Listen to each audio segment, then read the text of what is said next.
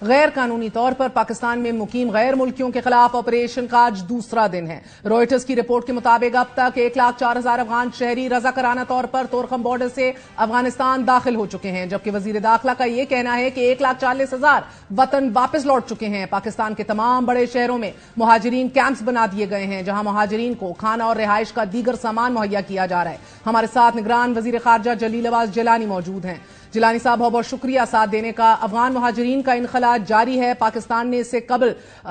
طالبان حکومت نے dead line میں توسیع کا کہا ہے، فورن آفس کو اس حوالے سے کیا کنوے کیا گیا تھا؟ انہوں نے کوئی فارملی تو ہمیں اپروچ نہیں کیا، لیکن ہم نے we were in touch with the Afghan government through diplomatic channels. ہمارے ایمبیسڈر صاحب بھی ان سے رابطے میں ہیں، اور میری بھی ملاقات ہوئی تھی متوکل صاحب سے، فارن منسٹر جو افغانستان کے ہیں تبت میں۔ تو ان کو میں نے بتایا تھا کہ یہ گورنمنٹ نے فیصلہ کیا ہے، اور اس کے اندر جو بھی ایلیگل افغانس یہاں پہ پاکستان میں رہ رہے تھے تو ان کے بارے میں بتایا گیا تھا کہ ان کو ہم نے فیصلہ کیا ہے کہ ان کو واپس بھیجا جائے گا، اور ان کو یہ بھی بتایا گیا تھا کہ ہم نے ایک سفیشینٹ ڈیڈ لائن دے دی ہے۔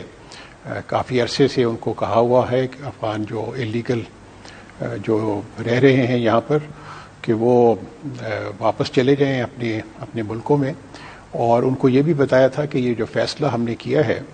یہ صرف ایلیگل افغانز کے بارے میں نہیں ہے، یہ تمام وہ لوگ جو باقی ممالک سے بھی ایلیگلی پاکستان میں رہ رہے تھے اور وہ ان کے بارے میں ہے۔ یہ گو کہ یہ بات صحیح ہے کہ اس میں زیادہ تعداد جو سی ہے وہ افغان مہاجرین کی ہے۔ اور فورن منسٹر صاحب، انخلاء کا فیصلہ اٹل کیوں تھا؟ جولائی 2012 میں بھی یہ کوشش کی گئی تھی، اس وقت آپ امریکہ میں پاکستان کے سفیر تھے، اس وقت کیوں پلان پر عمل درآمد نہ ہو سکا؟ مجھے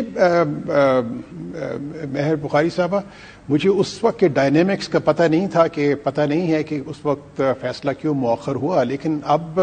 صورتحال یہ ہے کہ یہ جو ان کا آمد و رفت کا سلسلہ تھا وہ کافی زیادہ بڑھ گیا تھا پچھلے چند برس سے، اور وہ ہمارے لیے یہاں پر انٹرنل ڈیفیکلٹیز بھی کافی پیدا ہو رہی تھیں۔ کچھ بدقسمتی سے یہ جو مہاجرین ہیں افغان کی طرف سے جو وہ بستیوں میں رہ رہے تھے، ان کی کوئی اکنامک ایکٹیویٹیز بھی نہیں تھیں، اور ان میں سے چند لوگ جو ہیں وہ کچھ کرائمز میں بھی ملوث تھے۔ تو آپ کو معلوم ہے کہ دنیا میں کوئی بھی ملک ہو تو ان کی سب سے زیادہ یہ ہوتی ہے، پرائرٹی ہوتی ہے کہ ملک میں امن و امان قائم ہو، ملک میں کرائم ریٹ جو ہے اس کو حد الوسع اس کو کوشش کی جائے کہ اس کو کم سے کم کیا جائے۔ تو یہ بے شمار عوامل تھے جس کی وجہ سے یہ فیصلہ لیا گیا تھا، اور میرا خیال میں یہ ایک بالکل ہم نے جو بین الاقوامی جو ایک قوانین ہیں اور اصول ہیں اس کے مطابق ہی یہ فیصلہ